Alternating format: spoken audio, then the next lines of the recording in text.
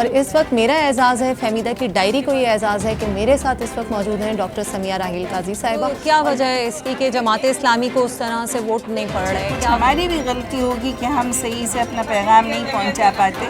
جماعت اسلامی پاکستان کی خواتین کو کس طرح سے دیکھتی ہے؟ یہ ہمارے متعلق ایک بڑی غلط سا وہ ہے کہ جی ہم کہتے ہیں کہ بس جی صرف عورت گھر میں رہے۔ کیا یہ جماعت اسلامی کا جو ہے وہ کچھ نظریہ تھوڑا سا میں کہوں کہ چینج ہو رہا ہے؟ پوری دنیا میں فیملیزم کا جو سلوگن ہے وہ زیادہ مقبول ہو رہا ہے۔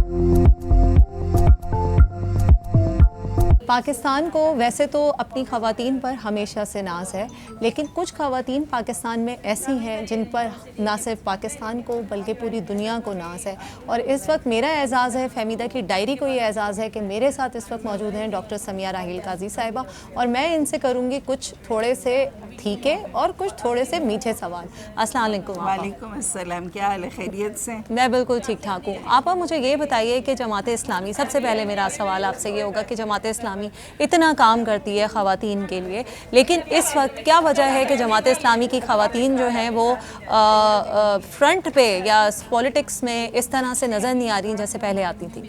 دیکھیں جی، جب ہم اسمبلیز میں اور اس میں تھے تو ہم نظر بھی آتے تھے۔ ظاہر ہے یہ اس طرح کی دنیا ہے کہ جیسے ہی آپ کو پارلیمنٹ میں نشستیں آپ کی کم ہو جاتی ہیں، نہیں ملتی، تو پھر آپ منظر سے بھی غائب ہونا شروع ہو جاتے ہیں۔ لیکن ہمارا اعزاز ہے کہ ہم فصلی بٹیروں کی طرح نہیں ہیں، بلکہ ہم سارا سال کام کرتی ہیں اور پیچھے رہ کر بھی کام کرتی ہیں، اور جب کبھی فرنٹ لائن پر ضرورت ہوتی ہے تو فرنٹ لائن پر بھی نظر آتی ہے۔ تو کیا وجہ ہے اس کی کہ جماعت اسلامی کو اس طرح سے ووٹ نہیں پڑ رہے؟ کیا مطلب اس کے پیچھے کیا آپ کو لگتا ہے کہ کیا ریزن ہے؟ یہ تو آپ عوام سے پوچھیں، کچھ ہماری بھی غلطی ہوگی کہ ہم صحیح سے اپنا پیغام نہیں پہنچا پاتے، لیکن اس ملک میں جب بھی فری اینڈ فیئر الیکشنز ہوں گے تو انشاءاللہ ہمیں ہمارا ڈیو حصہ ملے گا۔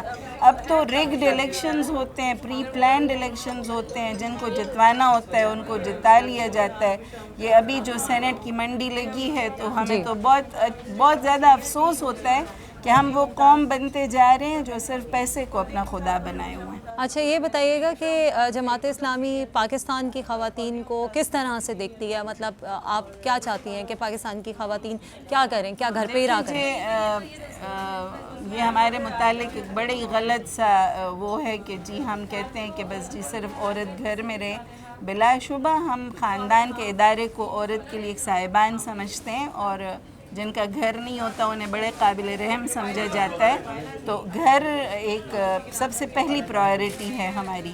لیکن اس کے ساتھ ساتھ ہم زندگی کے ہر گوشے میں موجود ہیں، ہر کام کرتی ہیں، اور جو بھی اللہ اور اس کے رسول کی ہدایات کی روشنی میں اپنے حدود کا تعین کرتے ہوئے، اپنی اخلاقی اقدار اور اس کی روایات کو مد نظر رکھتے ہوئے ہم زندگی کے ہر گوشے میں موجود ہیں اور آپ کو نظر آتے ہیں۔ اچھا ابھی جو آپ یہاں یہ جو پروگرام ہو رہا تھا اس میں آپ نے ایک بات کہی جو آپ کا وہ تھا کہ فیملیزم، تو آپ نے یہ بہت ایک کیا یہ جماعت اسلامی کا جو ہے وہ کچھ نظریہ تھوڑا سا میں کہوں کہ چینج ہو رہا ہے کہ آپ جو ہے وہ کہہ رہی ہیں کہ شونزم بھی نہیں، فیمنزم بھی نہیں، فیملیزم، تو اس کے بارے میں تھوڑا سا میری آڈینس کو بتائیے گا۔ جی یہ ہمارا ابتدا سے یہ نعرہ ہے کہ عورت کو خاندان کے استحکام میں اپنا کردار ادا کرنا چاہیے۔ جی بالکل۔ اور جو ابھی پوری دنیا میں فیملیزم کا جو سلوگن ہے وہ زیادہ مقبول ہو رہا ہے کہ لوگوں نے دیکھا کہ لوگوں نے جو فیمنزم ہے اس کو مذہب سے اور معاشرتی اقدار سے بغاوت کے طور پر ان کو لیا گیا، اور یہاں پر بھی آپ لوگوں نے دیکھا کہ ان کو وہ پذیرائی نہیں مل سکی جو انہوں نے بغاوت کی راہ اختیار کی۔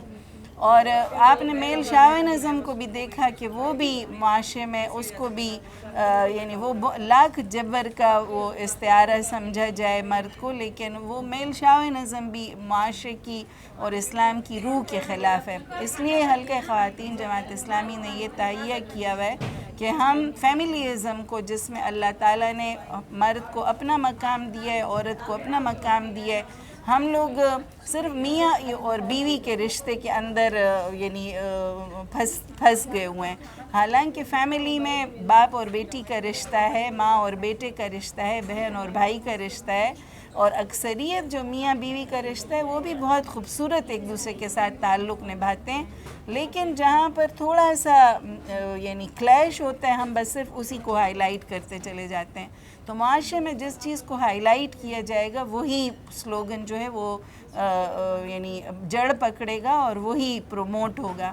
یہ رجب طیب اردوغان نے ترکی میں شروع کیا، strong families make strong societies, اور پوری دنیا نے اسے ایڈاپٹ کیا ہے، ملائیشیا، ترکی، انڈونیشیا، انڈیا، اور اب پاکستان میں بھی حلقہ خواتین جماعت اسلامی نے پھر اسے پروموٹ کیا کہ ہم فیملیزم پر بلیو کرتے ہیں. اچھا آپا، آپ عورت مارچ کے حوالے سے کیا کہنا چاہیں گی؟ اپنا موزہ خود ڈھونڈو، مطلب کیا کہنا چاہتی ہیں؟ میں ان کے اوپر کوئی کامنٹ نہیں کرنا چاہتی، اس لیے کہ وہ اپنا پروگرام لے کے چل رہے ہیں، ہمارا اپنا پروگرام ہے کہ ہم عورت کے لیے 5 پوائنٹس ایجنڈا ہمارے چارٹر کا ہے.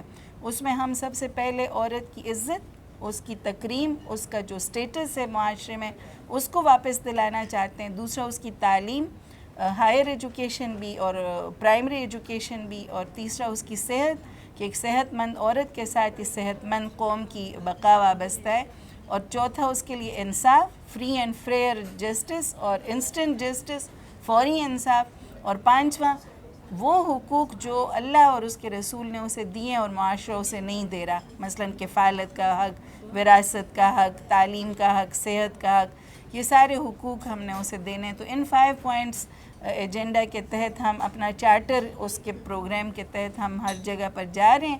اور ہم آج کے نہیں، ہمیں تقریباً 1941 سے جماعت اسلامی بنی ہے، اور ساتھ ہی حلقہ خواتین نے بھی کام شروع کیا ہے. 95 سے میں خود جو ویمن موومنٹ ہے اس کی اور جو ویمن رائٹس موومنٹ ہے اس کا حصہ ہوں. بیجنگ فالو اپ یونٹ کا حصہ رہی، پھر یو این کے جو پرو فیملی گروپس ہیں اس کے ساتھ کام کرتے رہے ہیں ہم لوگ.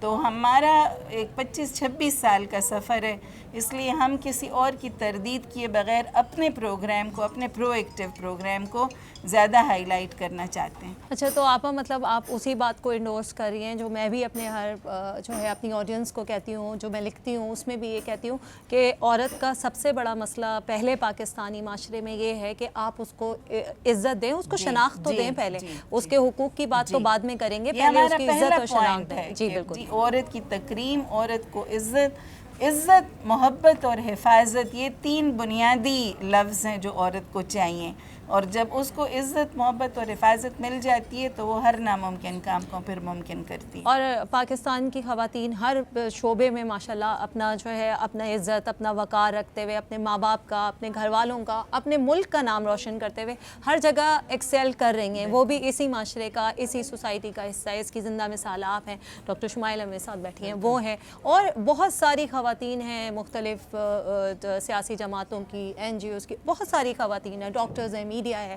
تو مطلب یہ ہم یہ بات کر سکتے ہیں بیلنس کر کے کہ جو ہے وہ جتنی ضرورت ایک شناخت اور ایک عزت کی ہے اتنا ہی ہماری طرف سے بھی جو ہمارے مرد ہیں ان کو بھی ہمیں اسی طرح دینا چاہیے عزت بھی، اور ان کو ان سے برابری کا مسابقت کرنے کے بجائے ان کے ساتھ چلنے کی کوشش کریں. وہ ہمارے فریق نہیں ہیں، رفیق ہیں. ٹھیک ہے، تو رفاقت اور معاونت کا یعنی رویہ ہے.